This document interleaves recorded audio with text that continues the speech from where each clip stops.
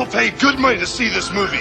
When they go out to a theater, they want cold sodas, hot popcorn, and no monsters in the projection booth. Everyone pretend podcasting isn't boring. Turn it off. Turn it off.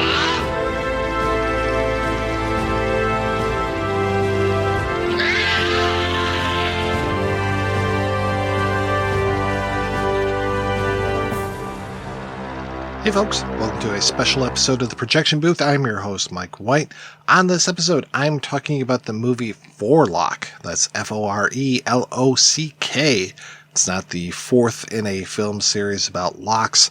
It is a brand new movie directed and written by Caleb Alexander Smith, and it stars David Krumholtz as well as Mr. Smith. It is all about a naive fitness enthusiast who looks a lot like a particular superhero who ends up getting a job over on Hollywood Boulevard, and all kinds of wackiness follows. It is making the rounds at festivals. There is not really a poster or even a trailer for this one.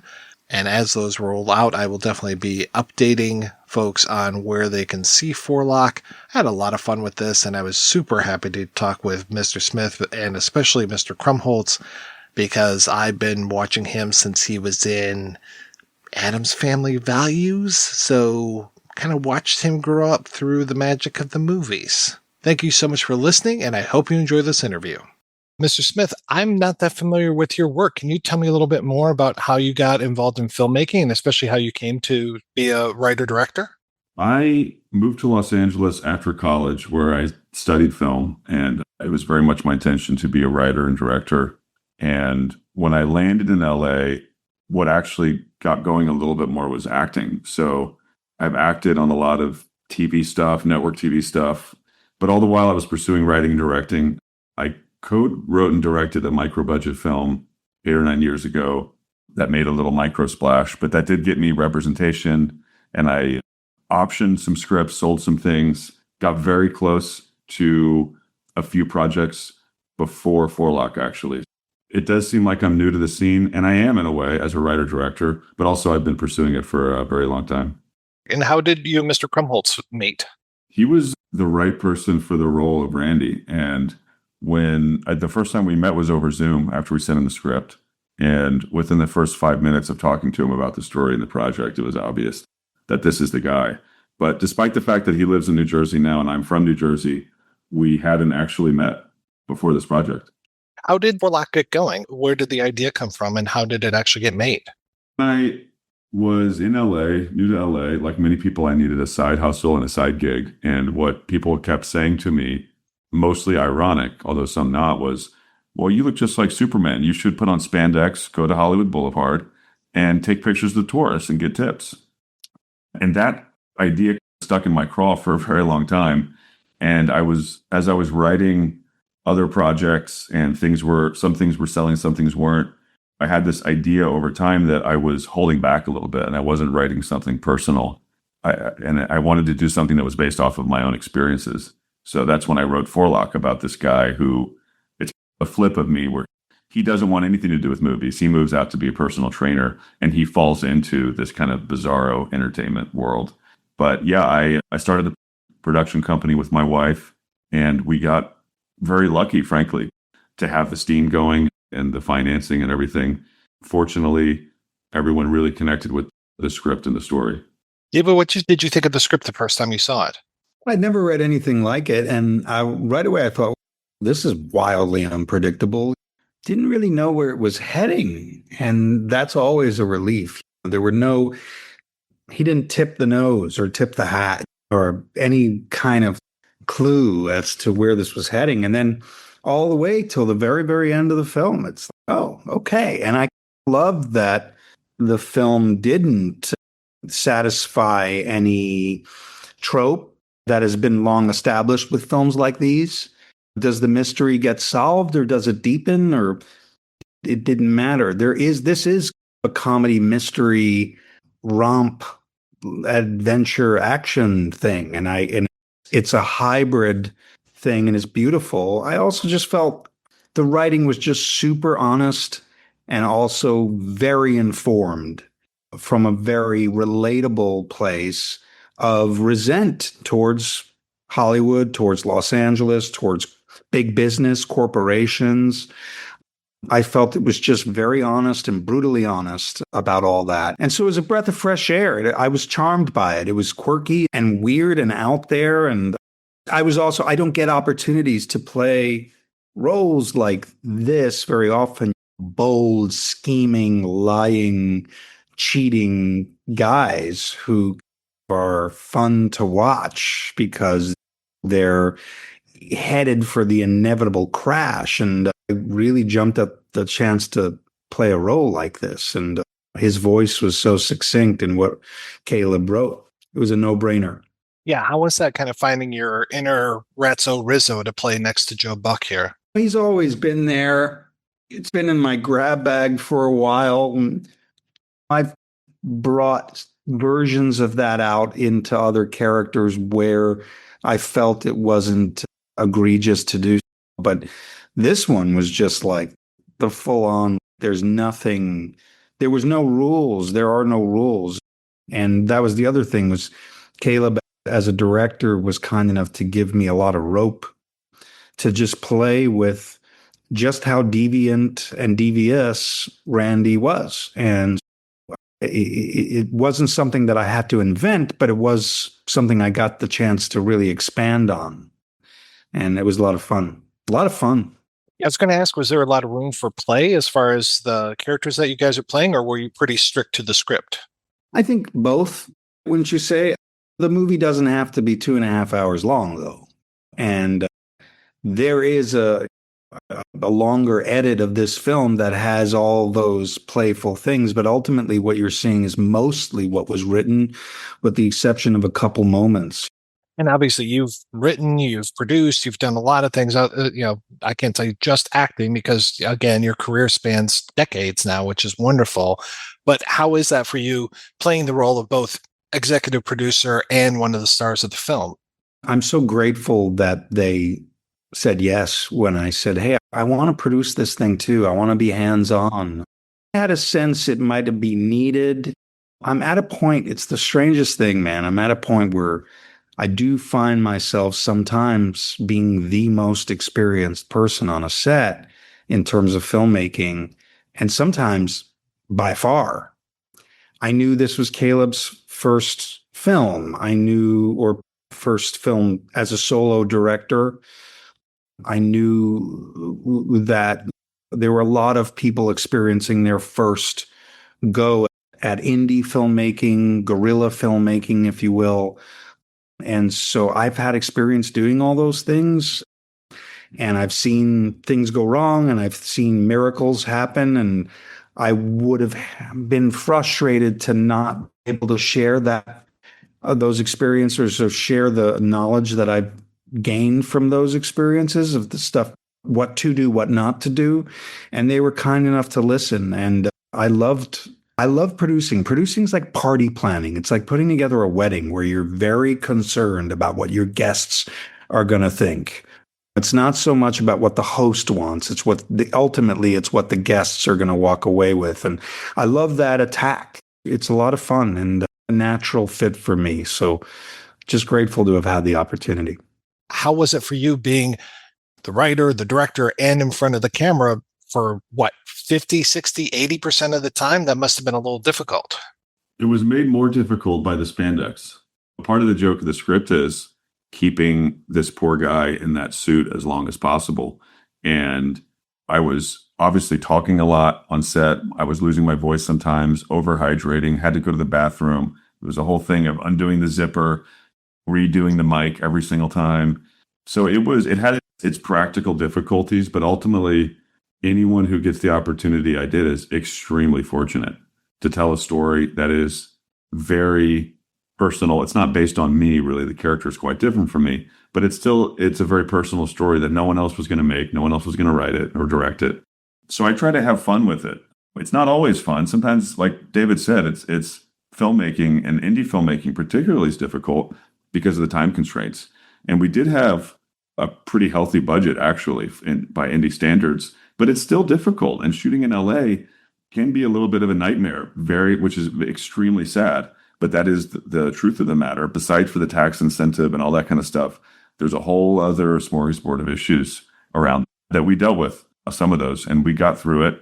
David's leadership was key. We had people like Roberto Schaefer, who was our director of photography, who's done everything from all the Mark Forster movies like Monsters Ball and Stranger Than Fiction. He's done a James Bond movie, all the Christopher Guest movies that we love, like Best in Show. He was also great to be able to lean on him and for him to be able to say, oh, Caleb, this is a great idea. Or Caleb, we can't actually do this one. It's teamwork. Filmmaking is very collaborative. It has to be that way.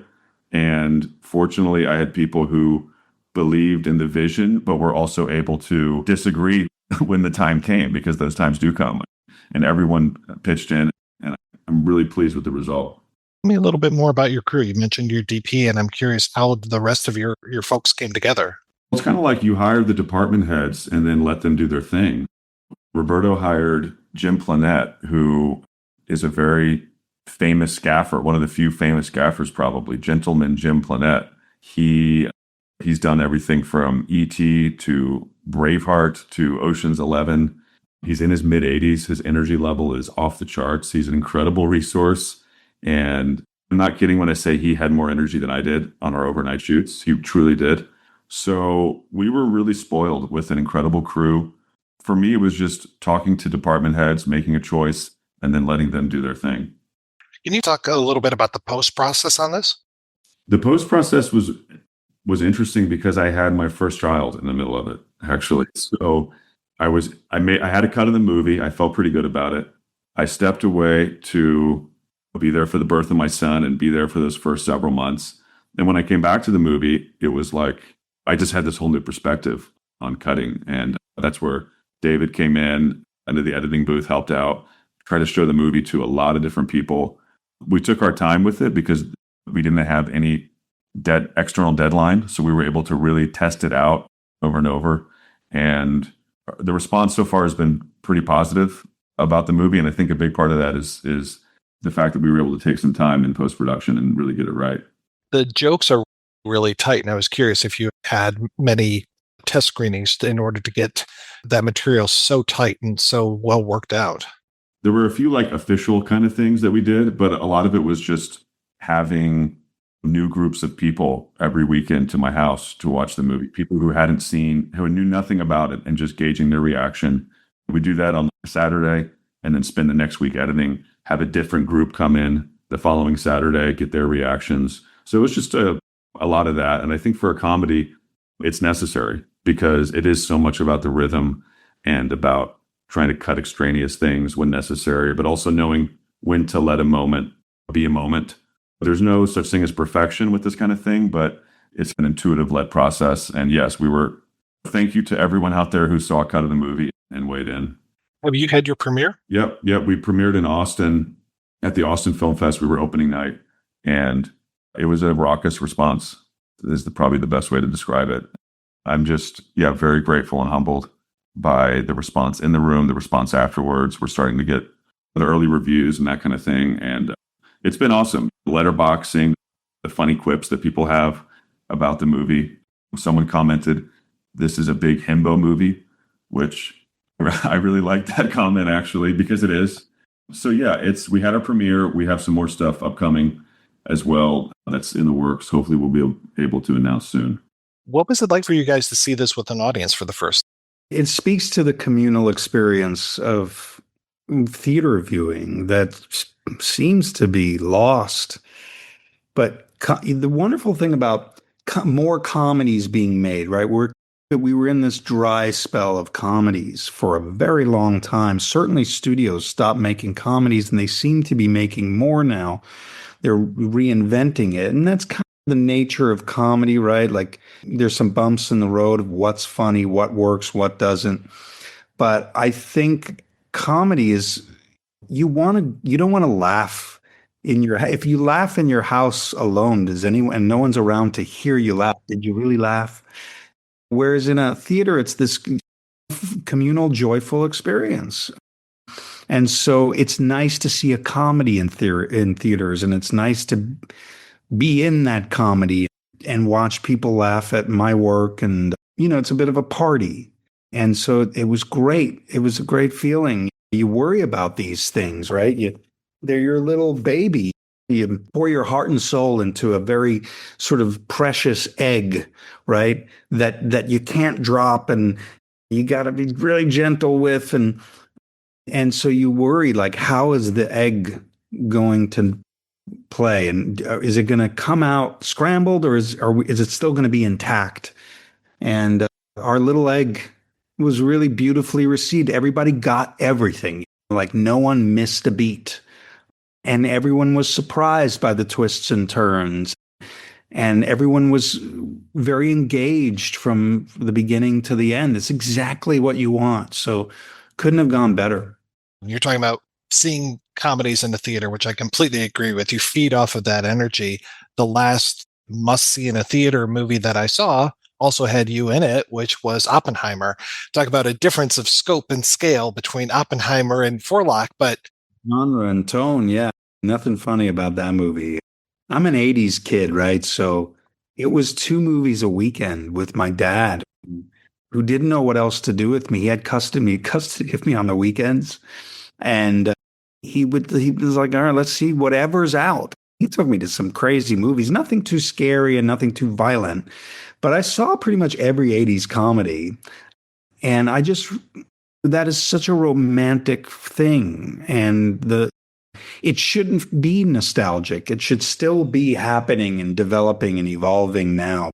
Whether it be because of the pandemic or for whatever reason, we've sidetracked into home viewing and streaming, and it isn't the same. It is not the same. And movies are made to be seen in a movie theater. Certainly with Caleb, with making this film, writing the script, having Roberto Schaefer and Jim Planette shoot and light this thing. This was meant to be seen in a movie theater.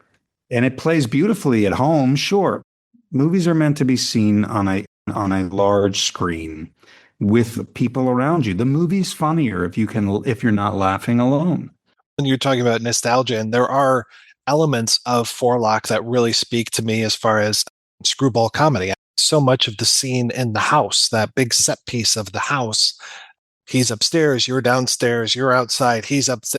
All those different things so remind me of some of our better screwballs that we had back in the 30s and 40s. So again, I applaud that so much. Thank you for picking up on that. That is something a lot of people understand, the Midnight Cowboy jumping off point, and the Sting is in there and some things from the 70s. But I love Lubitsch. I love Billy Wilder, especially. My dog is named Billy Wilder. I love the energy of Screwball. I think that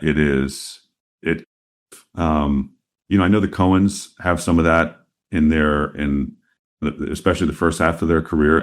And I love it. I love the idea of just being madcap and raising up the hilarity and the absurdity all the way as high as you can on the scale, and letting it fly.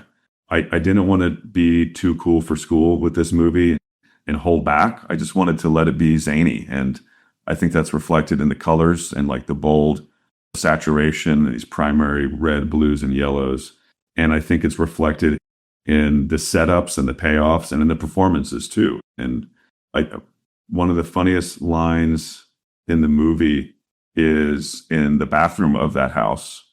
And it's a line with Randy in the bathroom. He has some activity in there, and I'm not going to spoil it, but it's something that Dave just came up with on the spot. And there's another moment leading into the chase scene that it was something that just before we rolled cameras, it was a line I gave to Dave. And I think we had a lot of it is built into the script, but when you're in that spirit of play, I think you open yourself up to hopefully mining the material to even greater depths. So yes, I love the films of the 30s and 40s.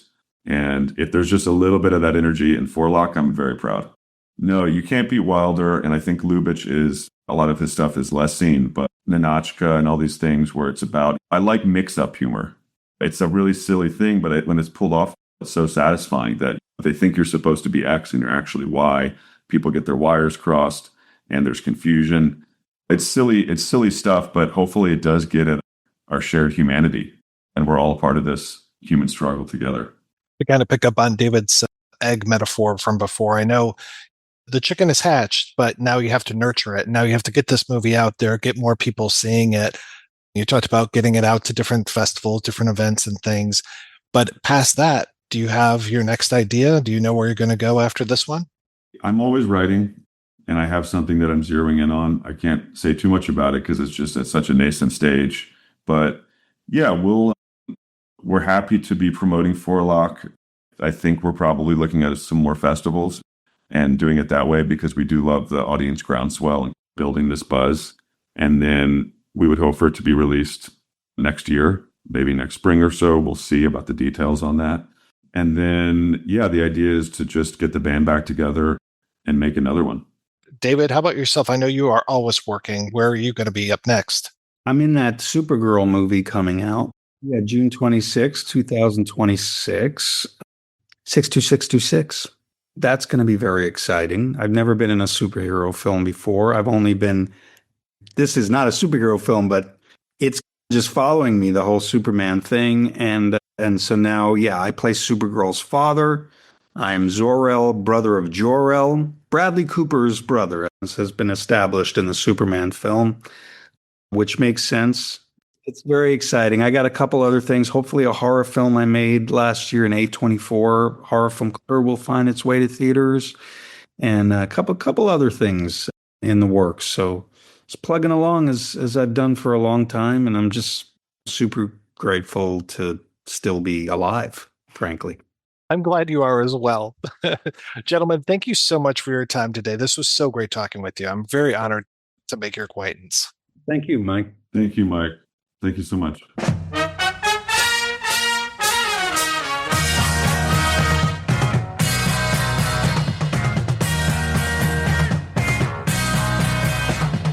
Faster than a speeding bullet. You're able to leap the tallest building in a single bound. More powerful than a locomotive. I'm here, I'm there, I'm everywhere, I'm always around. Well, I'll be your Superman. Give you super love on every chance that I can. Well, I'll be your Superman. Grab a hold of my super hand, take it to never land. Great Jesus, 'cause I'll be your Superman.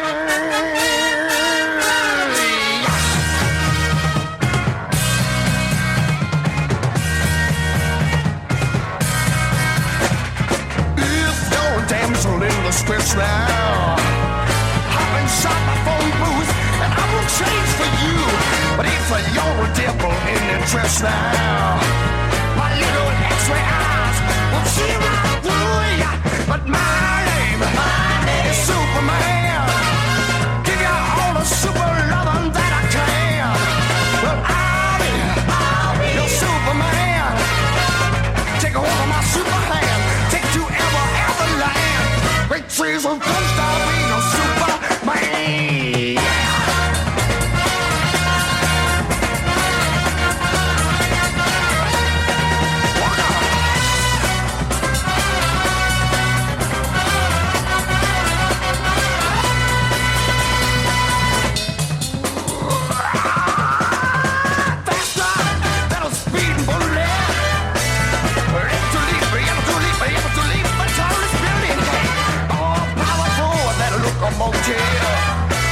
I'm here, I'm there, I'm everywhere. You're gonna be saved. 'Cause my name is Superman. Give you a super talking every chance I can. Well, I'll be your Superman. Take a hold of my super hand, call the super preacher man. Great Jesus, go!